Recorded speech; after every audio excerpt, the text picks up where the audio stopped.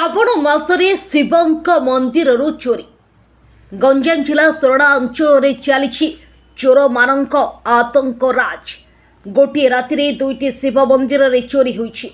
सूचना मुताबक रात्र पहड़ पर पूजक मंदिर कबाट बंद कर बेले सकाळु आसी देखिला बेलको मंदिर ताला भांगी जाइछि।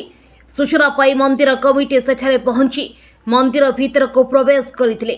बुधलिंगेश्वर मंदिर रे दुई गोटी हुंडी भांगी चोरी होइतबा बेले पुड़केश्वर मंदिर गोटे हुंडी भांगी चोरी होइछि। पुड़केश्वर मंदिर रे थिबा दुई गोटी रूम ताला भांगी। दुई गोटी मंदिर पाखापाखि 50,000 टंका चोरी होइतबा अनुमान करा जाउछि। उभय मंदिर कमिटी अभियोग को आधार कर घटनास्थल में सोरडा पुलिस पहुंची घटनार तदंत आरंभ करिछि। मु जगन्नाथ मुनि बुधेश्वर मंदिर पूजक मु राति चाय पकई जाइली सका देखला सका राति 4 देखला बेलू चाबी भंगा हो जाइए।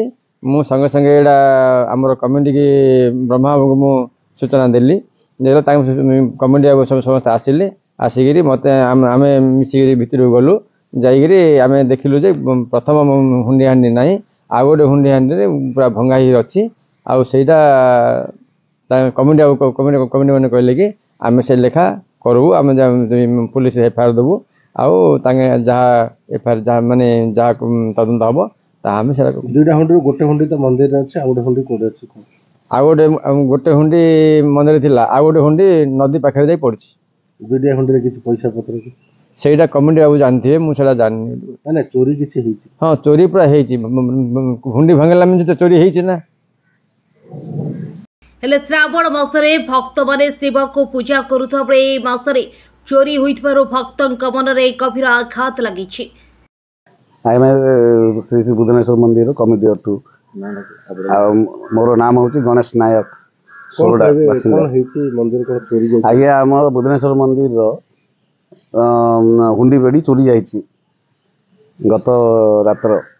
केमती कोन हेतिला केमती सूचना पाइले आपण केमती सर हमर पूजक आसी पाहंतिया जो पूजक आछथि पूजक आसला परे हम हुंडी पेड़ी चोरी जाइछि कहि फोन करले आमे संगे संगे आसिलु आसी तार तदंत टी कलु जानिलु माने दुईटी हुंडी पेड़ी अछि हमर एथिरे मंदिर रे दुईटी हुंडी पेड़ी गोटे हुंडी पेड़ी तळ माने मंदिर पाहाच तळ नै भंगा भंगी करचंदी नदी साइड रे आउ गोटे हुंडी पेड़ी उठी पार नांदी ताकू से भांगी की जहाँ थिला सब नहीं चंदी चोरी केते कोन चोरी जाइछि कोन आज्ञा मिनिमम 20,000 पाखापाखि कि 20,000 खंडे थाई पारे हमर आलोचना रे सेती सर। हाँ सर माने सूचना एबे तो देई की आसिलु पुलिस स्टेशन रे लेखि की से माने आसीबे आसिले तदंत नेबे कोन किस जणा पड़ियो।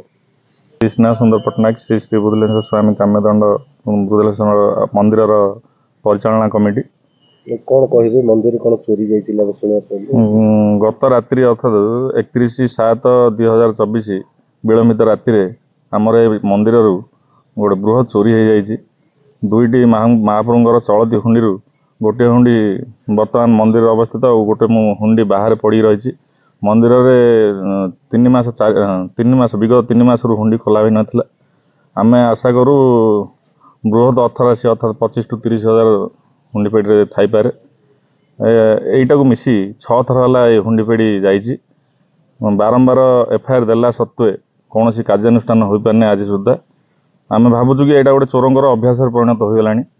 प्रशासन पाखे एति अनुरोध करुछु किमिति चोर को धरी मंदिर प्रशासन को तार जाबतीय संपत्ति किछि हस्तांतर कले आम चिर उपकृत हेबु। सोरडा रे केवल मंदिर ना एति पाखे केबे मंदिर चोरी होबा हम पाखे खबर अछि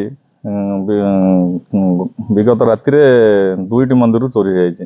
सोरडा स्थित श्री श्री बुधलेश्वर स्वामी और पुड़ेश्वर स्वामी मंदिर आगुर किसी चोरी होबा आगुर तो ए जो नुआगढ़ जो अच्छी नुआगढ़ पाखे गोटे सीरीज चोरी होता 3-4टा घर मात्र तार कि संधान मिलनी।